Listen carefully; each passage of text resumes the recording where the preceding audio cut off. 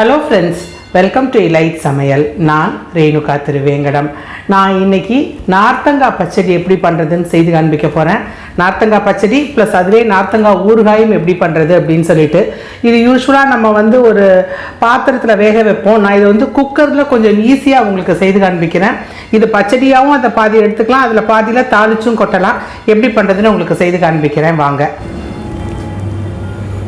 இதுக்கு பார்த்தீங்கன்னா நான் ஒரு 4 குழஞ்சி நார்த்தங்காய் சின்ன சின்னதாக கட் பண்ணி வச்சுருக்கேன் பாருங்கள். அப்படி ஜூஸோட இந்த மாதிரி தோலோடு கட் பண்ணி வச்சுருக்கேன். நான் இதுக்கு பார்த்தீங்க அப்படின்னு சொன்னால் தேவையான அளவு உப்பு வச்சுருக்கேன். நார்த்தங்காய் பச்சடி அப்படின்னு சொல்லி போடும்போது மிளகாத்தூள் வேண்டியதில்லை, நம்ம ஊறுகாய்க்கு தான் இந்த மிளகாத்தூள் தாளிக்கிறதுக்கு. நான் இன்றைக்கி ரெண்டும் செய்து காண்பிக்கிறதுனால இதை எடுத்து வச்சுருக்கேன். தாளிக்கிறதுக்கு கடுகு, இஞ்சி, பச்சை மிளகாய், வெல்லம் நல்ல ஒரு பெரிய எலுமிச்சம்பழ சைஸ்க்கு எடுத்துக்கோங்க. இது வெல்லம் தான் ருசி. புளியும் அதே மாதிரி எலுமிச்சம்பழ சைஸ்க்கு, ஏன்னா நான் 4 மீடியம் சைஸ் காய் 4 காய் நறுக்கி வச்சுருக்கேன். அதனால் நல்ல ஒரு பெரிய எலுமிச்சம்பழ அளவுக்கு புளி வச்சுருக்கேன். இது பெருங்காயத்தூள், வெந்தயத்தூள், மஞ்சள் தூள், அவ்வளோதான். இது எப்படி பண்ணுறதுன்னு பார்க்கலாம் வாங்க. இதுக்கு நல்லெண்ணெய் தான் நல்லாயிருக்கும். நம்ம இன்றைக்கி நல்லெண்ணெயிலே தாளிச்சிடலாம். எண்ணெய் ஒரு 2 ஸ்பூன் எண்ணெய் விட்டுக்கோங்க. கடுகு போட்டுக்கோங்க. கடுகு வெடிக்கட்டும். கடுகு வெடிச்சிருச்சு. இஞ்சி போட்டுக்கோங்க, பச்சை மிளகாய் போட்டுக்கோங்க. இஞ்சியும் பச்சை மிளகாயும் பார்த்தீங்கன்னா நல்லா ஊறி அதோட சாப்பிட்றதுக்கு ரொம்ப நல்லா இருக்கும். இப்போ இதோட இந்த நார்த்தங்காயை போட்டுடுங்க. இதுக்கு தேவையான அளவு உப்பு போட்டுடுங்க.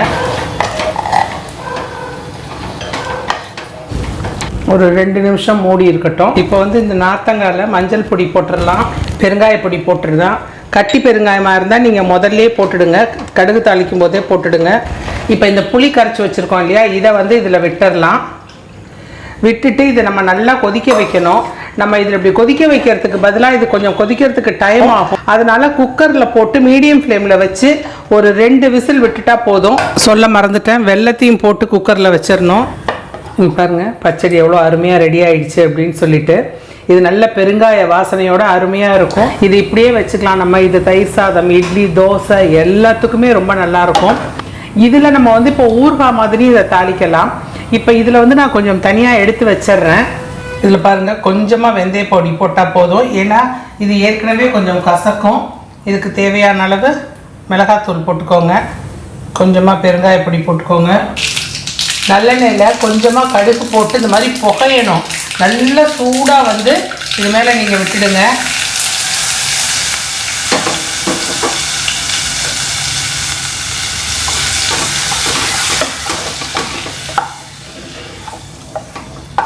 இது ஒரே ஒரு நாள் இது ஊறுனுச்சுன்னா போதும், ஏன்னா ஏற்கனவே நல்லா வெந்துடுச்சு. இது பார்த்தீங்கன்னா நல்ல ஒரு நார்த்தங்காயில் இருக்க ஒரு கசப்பு, ஒரு காரத்துக்கு அந்த நல்ல உரப்பாக இருக்கும், புளிப்பாக இருக்கும்.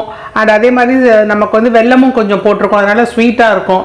அதனால் இந்த ஊறுகாய் ரொம்ப நல்லாயிருக்கும். நீங்கள் வெளியில் வைக்காதீங்க, ஃப்ரிட்ஜில் வச்சு அப்பப்போ வேணுங்கிற மாதிரி எடுத்துக்கோங்க, ரொம்ப நல்லாயிருக்கும். நீங்களும் இந்த நார்த்தங்காய் ஊறுகாயும் நார்த்தங்காய் பச்சடியும் செய்து பாருங்கள். செய்து பார்த்துட்டு எப்படி வந்திருக்குன்னு சொல்லுங்கள் ஃப்ரெண்ட்ஸ். தேங்க்யூ.